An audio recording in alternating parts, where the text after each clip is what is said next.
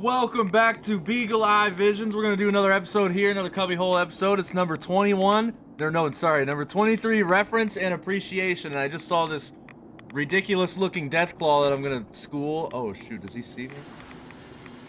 I saw this ridiculous-looking Deathclaw. So the goal for this episode, I'm going to start working on my settlements and hopefully getting some resources into those workbenches. And keep roaming the wastelands in Boston, because I love Boston. Shout out to Jesse's Tea House. So here we go. Thank you for choosing Beagle Eye Visions for your entertainment. And we're going to get some knowledge and learn about some awesome scholars. We're going to learn about some awesome occult researchers. We're going to be learning a lot, so let's go. And that's one of the things about religion that we have to remember when we're talking about that makes it such a hot topic issue. It's because we're talking about law. Who gets to be God? Who gets to be God's deputies? Who is the Most High? Who is the divine authority?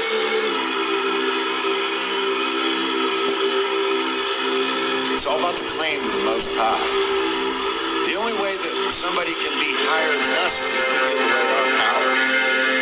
Because there's nobody, we're all equal. But we're not equal in our knowledge, so ultimately I think it does have to be a hierarchy, but it has to be a cooperative hierarchy, like a bee colony. It's about what our value system is, what we care about. I'm recording too. Cool. Hello, Hive Mind. Today is October 15th, 2020. I am your host, Nate Cap, joined by co-host Brandon Martin. Welcome to the 23rd CubbyWhole podcast, where important topics are unveiled, discussed, and tested. Our website is CubbyWhole.com. That's CubbyWhole.com. And as of now, a new show is released every Monday at 6 p.m. Pacific time and every Friday at 12 p.m. Pacific time. And in the last show, Brandon and I went further into the topic of mind control, talking about dark occultism and methodologies of mind control, and also we got into obfuscation and methods of manipulation, which Brandon's going to go further into here in the show after this one. So on this show, we're going to do something a little different. We're going to share some references of people who we've found value in, and just focus on what great things they have brought to the table, that have personally helped us on our path to discovering truth. And just to be clear, we don't necessarily agree with everything these people have presented. The people we're talking about are those who've given their time and energy for something beneficial to the people of this world in some way or another, And, these people are the devoted and inspiring researchers with, specialized knowledge in things like philosophy, science, natural law, quantum physics, spirituality, consciousness, chaos, sorcery, religion, biology, symbolism, origins, Freemasonry, mind control, the occult, self-defense, meditation, technocracy, politics, history, and pretty much everything that the world has to offer. These are the people that are helping us understand ourselves better, becoming more aware, becoming more conscious, and of what's really happening within ourselves and around ourselves. So basically, today we're just, we're just kind of giving back to these people, Brandon and I. We're going to, go over, we're going to talk about certain people and, talk about the things that have inspired us. And, of course, Brandon and I definitely have a few people that are similar, and I'm sure a lot of you out there probably do too. So it's really cool to see where we get our information from, and to thank those who have put in the time to put this kind of information out there for us to be able to see and to take into ourselves and have a better understanding of what's really happening. So I just want to start off by saying, you know, when I first got into any information, one of the people that really changed my life was Eckhart Tolle, which I think a lot of people know who Eckhart Tolle is. And I got into Eckhart Tolle from a very early age, probably, I mean, you know, when I say early age, it was like around 21. You know, that's early for me because I always rejected books, and I was definitely under mind control to just, avoid anything that was out there that was beneficial. And Eckhart Tolle really helped me understand what consciousness is and how ego works and what ego is and how to live in the present moment. You know, it's about, he really helped inspire me with present moment awareness, and I'm forever grateful for that. And it's very, some of the books he has that have really helped me was The Power of Now and A New Earth. And I highly recommend, even though, there's something about Eckhart Tolle that's, underlined in everything is about consciousness and ego. And so I think, looking into his work is always beneficial. I even go back and listen to his work sometimes, because I need that. Sometimes you need a refresher because it's easy. Sometimes you get out of alignment and you have to go back to the people who've inspired you the most and, reread or re-listen to what they have to say. Yeah, I think Eckhart Tolle was one of the big influences in my early parts of my journey too. And I was recommended his work by my grandmother, of all people.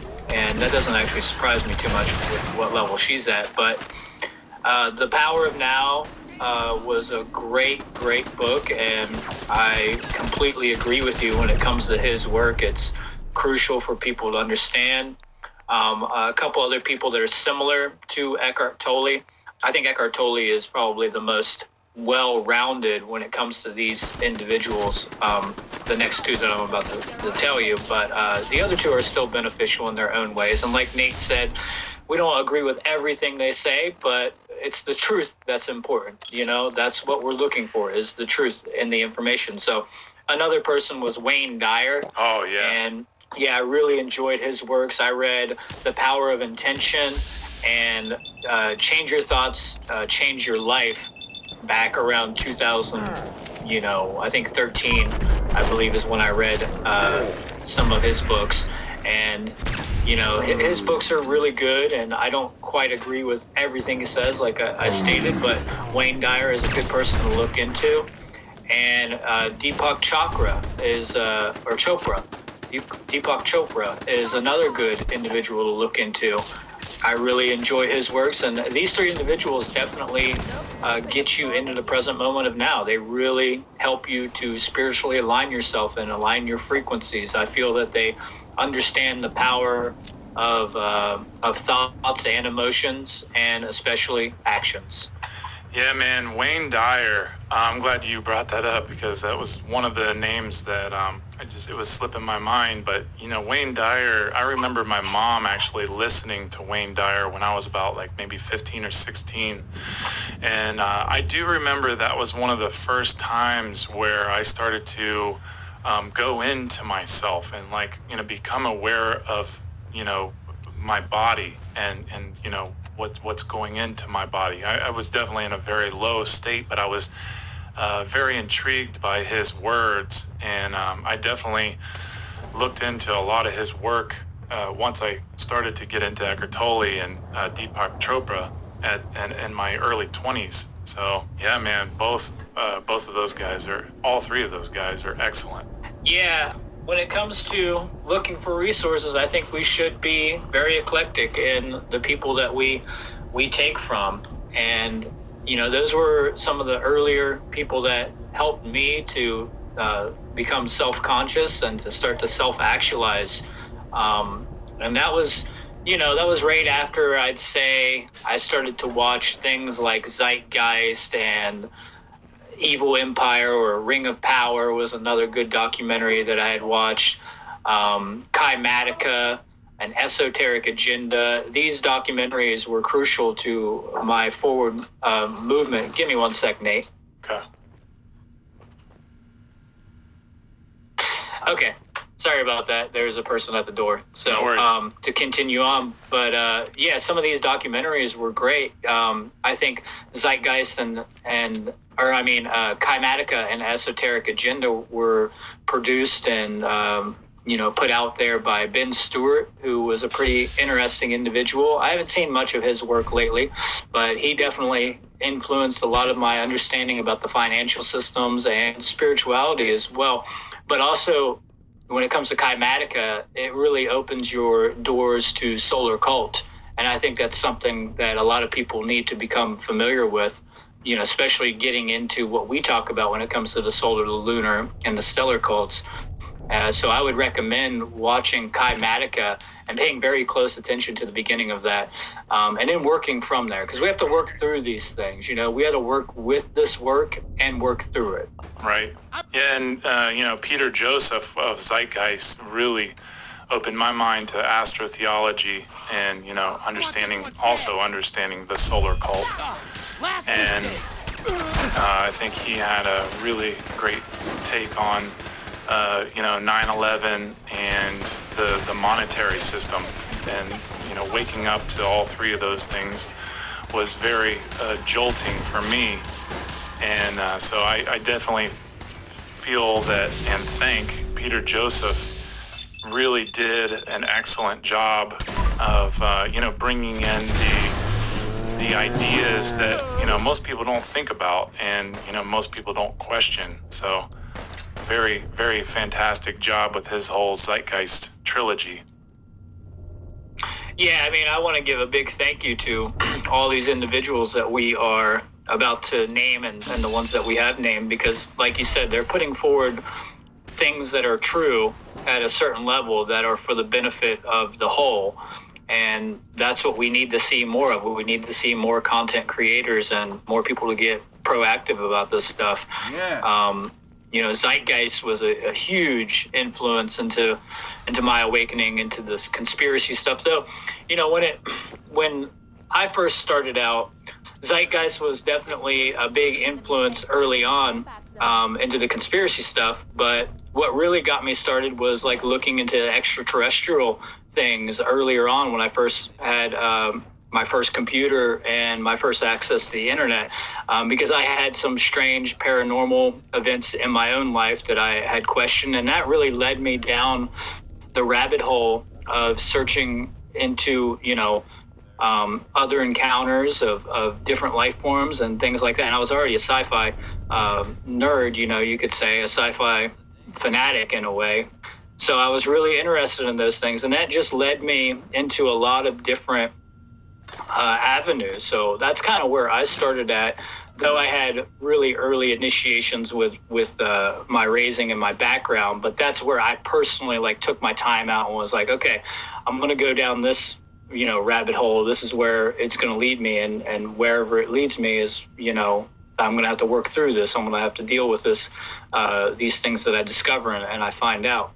Another person I like to mention, a couple other people, that I want to give thanks to here and kind of recommend for people to look into.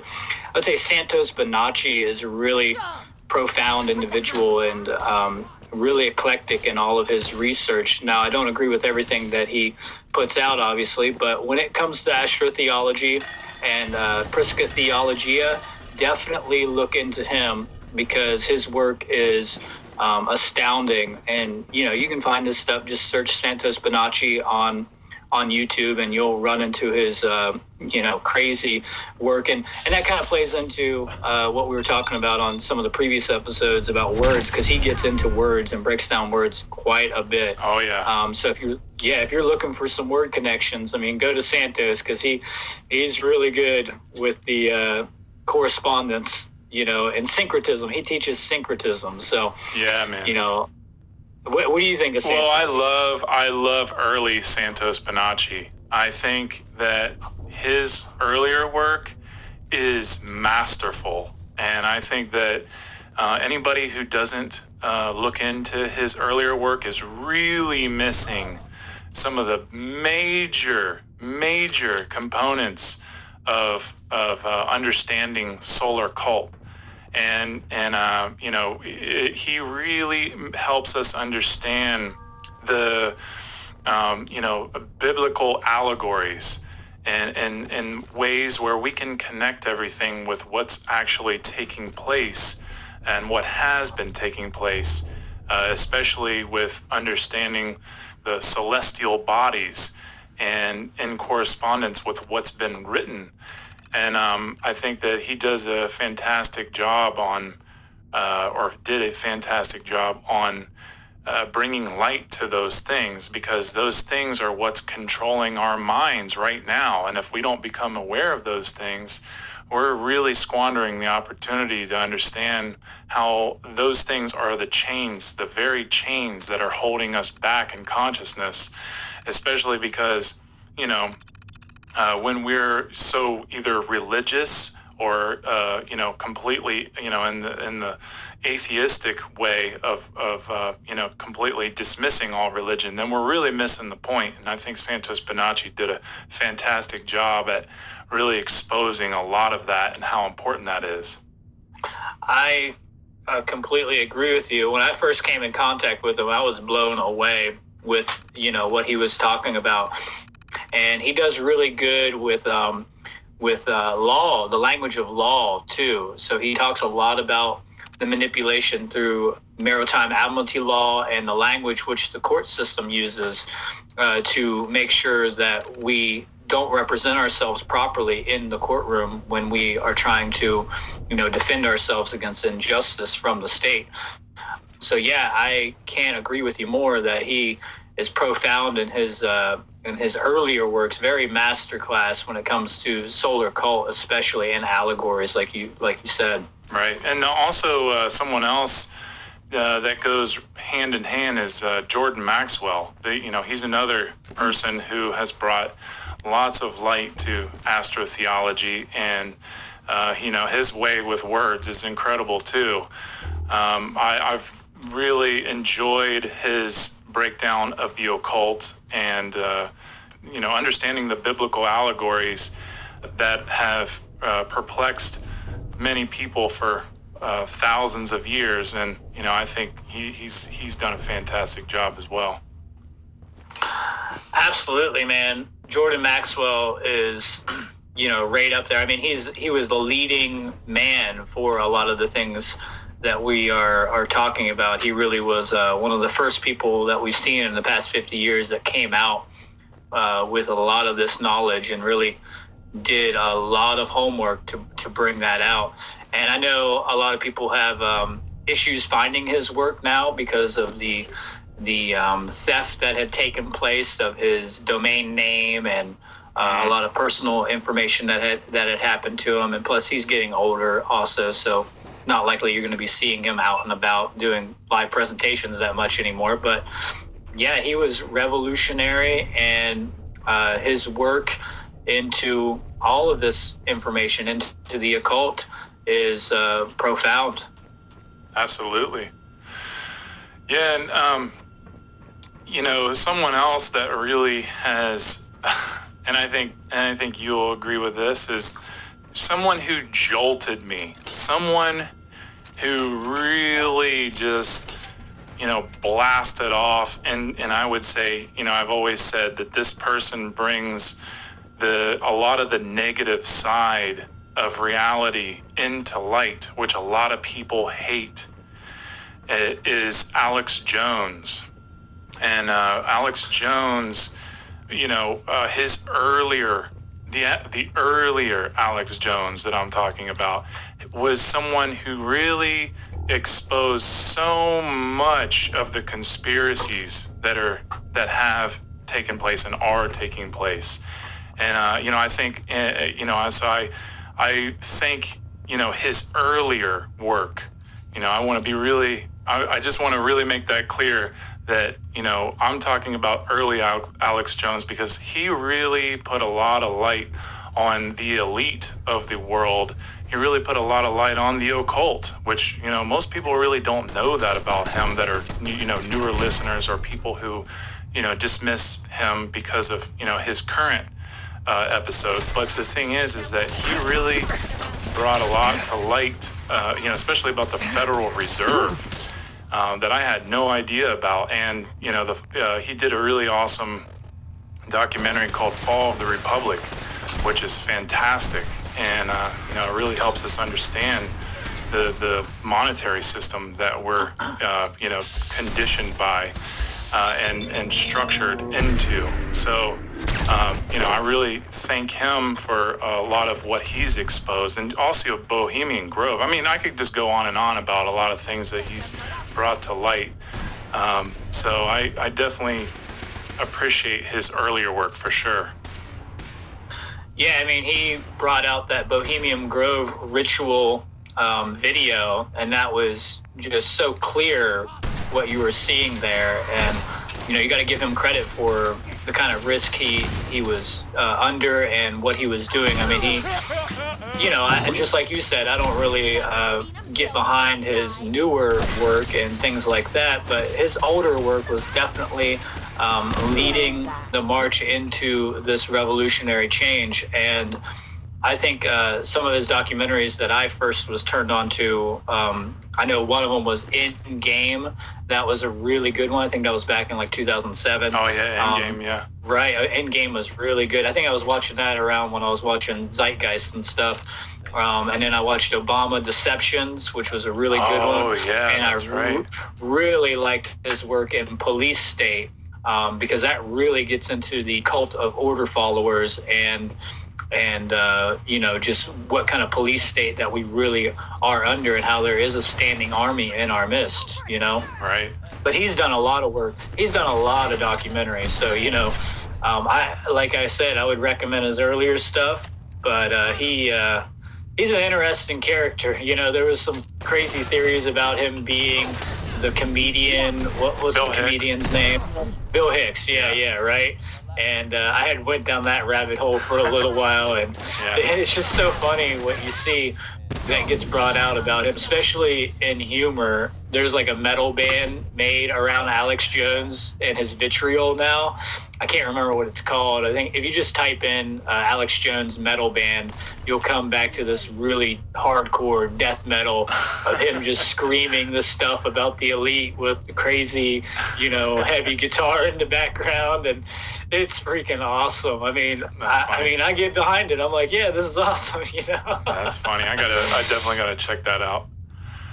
Yeah, it's harsh though. He's going full vitriol, absolute so vulgar. For sure. Yeah. He's, if anything, he's one of the most entertaining people in underground media, or now mainstream media. But he's definitely he got some entertainment to him. But I want to say, so I just want to really switch it up now. Something that really moved me when I first moved to San Diego, I went to this bonfire, and I met someone who we had all these synchronicities with, and he mentioned spirit science, right? And man, the whole spirit science animation series is so great. I mean, I learned so much from that, and especially more of the right-brained type of information that and a lot of interesting history that we have been veiled from. And I really want to express my thanks to spirit science and to the creators of spirit science for what they have accomplished. And even it's just cool that they did this animation, because I know that they were trying to reach kids with that kind of information, and I thought that was very brilliant. That's what I was about to just say, is that, it's really good for children to watch, and really child friendly. So you can just sit down and throw it on, and it's educational and it's fun. Right.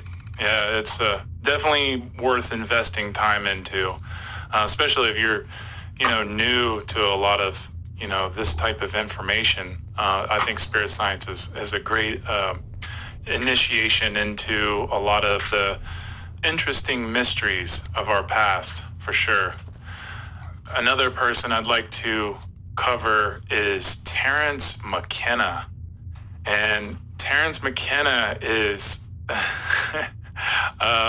one of the most interesting characters I've ever listened to.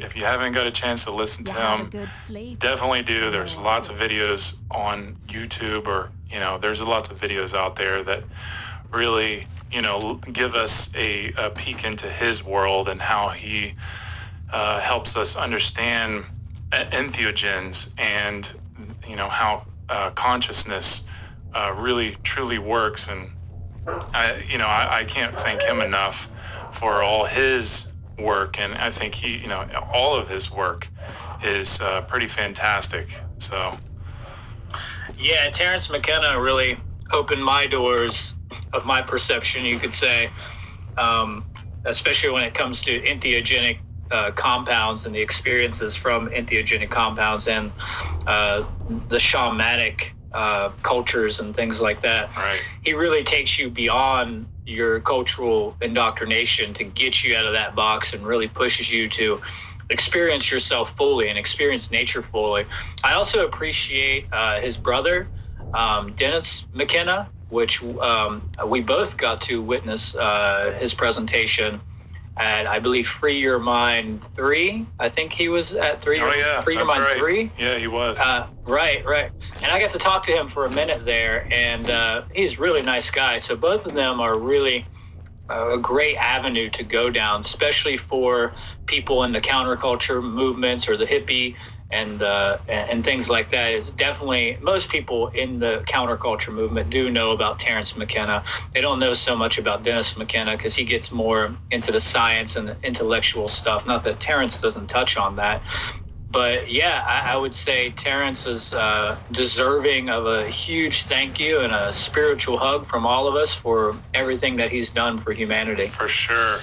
Absolutely. And there was some weird conspiracies about him too, though, about him working with the CIA and stuff like that. I think Dennis talked about that a little bit, but I'm sure, every single person that we're going to talk about here, somebody is going to have something negative to say about them. And, I would just say, do your own due diligence and make your own choices. We're not here to tell you to absolutely, you have to listen to these people, but we recommend these people. These are people that helped us on our journey, and we definitely, at least I feel that these people are of great benefit to what we're trying to do. For sure. Another individual that really helped inspire both me and Nathan. Another individual that inspired both me and Nate in our journey is Bruce Lipton, and he really gets into the science of everything when it comes to consciousness and spirituality. Right. He is an epigenetic biologist, and he was actually featured, I believe, in Zeitgeist, along with Tom Campbell, who is a quantum physicist and philosopher and spiritualist. And I remember watching them on that documentary, and just the discussion that they were having was so intriguing, because they're talking about love frequency and things like that, and how it governs matter, and pretty much how our consciousness is the signal that governs our genome. So that's what Bruce Lipton gets into, is epigenetics, which is how consciousness itself is the writer of the genome code, and that we're not governed by our genes, which we kind of spoke on in earlier episodes. And another person that I would say that goes along with these three individuals, Bruce Lipton, Tom Campbell, and then another guy that you don't hear too much about anymore is Greg Braden. And I think he does really good work when it comes to the science of light and love. And the same thing, he talks about epigenetics, he talks about consciousness, and he was a really inspiring individual because he breaks it down really simply where a child could understand how frequency governs matter and how it creates illness in the body or creates health in the body depending on what is going on. So yeah, those three people I would recommend all in conjunction with each other. You know? Yeah, and also Anthony Peake. He's another person that's a lot like Tom Campbell and Bruce Lipton. Really hammers home the idea of how consciousness operates and gets into the holographic universe. And somebody else who is fantastic at that and who really opened my mind to that whole world is Nassim Haramein, and he gets into the plunks. And, something that I think is so important to understand because it's showing how the whole universe literally is all connected through the plunks.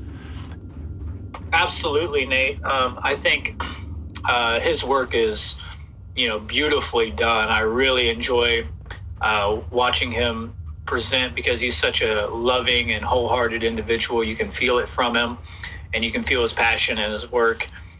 And we do need to understand these things. I really like the people that we've just mentioned because it really gives us a pathway scientifically to prove that there is an intelligent force underneath the physical reality that we see all over the place.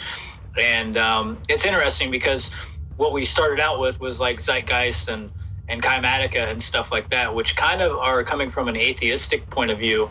And now we're moving into these scientists who are putting out work that shows that there is a divine intelligence backing everything, that these sacred geometrical shapes and forms and the way things are taking place and manifesting in our universe are governed by an intelligent force. So I really appreciate that because we're bringing in both sides at that point. One side from the atheist side, the other side from the creationist side in a way. So I really think that's a good place for people to start out with, is looking into these individuals. For sure. Yeah.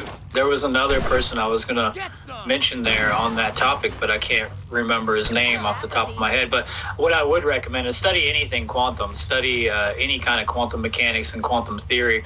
That's another place that I started at because I started to question, the five senses. And I think the movie The Matrix really helped me to understand that, which is just one of the best allegorical movies out there. Yeah, for sure. Absolutely. Okay, so these next two people that I'm going to talk about are some of the most amazing magicians, if you will, of the Socratic method.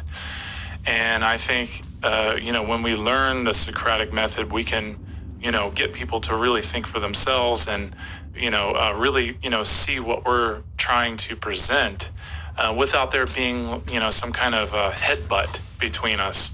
And I think the two people that I learned so well from is Jan Helfeld.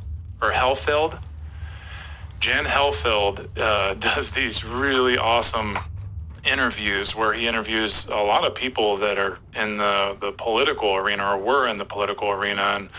And it's actually like kind of funny, but it's also really sad because he asked them these questions to get them thinking for themselves, and then they kind of find out that they're just lying to themselves, so they start turning away and they don't want to actually face the truth. But then also another guy who I really love is Earthling Ed, and he's a vegan activist who I really appreciate because unlike most vegan activists, he doesn't try to make people feel bad about their decisions. He's really kind, and he really just likes to bring awareness into people's minds without there being any kind of conflict. So I really highly recommend, even if you're not vegan or plant-based, whatever you want to call it, Earthling Ed is very amazing in his magic about how he uses the Socratic method with people. All right, I think that's a good spot to take a break. I'm trying to clear out this vault. Those of you who play Fallout understand that, you know, like some of these locations, you clear out all the enemies in the locations and it says cleared. I'm trying to find one. That's the cool thing about this game is enemies kind of, they regenerate, so to speak, since it is a video game, and it allows you to keep playing this game forever. Like, this Poseidon energy is cleared out. If I go there, if I play for Fallout for a few days and go back, it probably won't say cleared anymore. Just like this vault. I know I cleared out this vault before, but... Alright, sorry if you hear the dogs barking and whining, Squirt Dog's eating in the background. It's okay. But I love this episode. I love that they give credit to all these guys. Santos Bernacci, you know, I studied some of his work back in the day. I need to get back into it. You know, there's just so much knowledge, so many different flavors of creators to get into, and you know, find your own flavor, find your own niche to help you get into this content and study psychology and study morals, these deep topics. It's very good stuff, you know, very good stuff. All right, so I'm gonna keep roaming through Vault 95 in the next episode, so stay tuned, stick around. We will be back.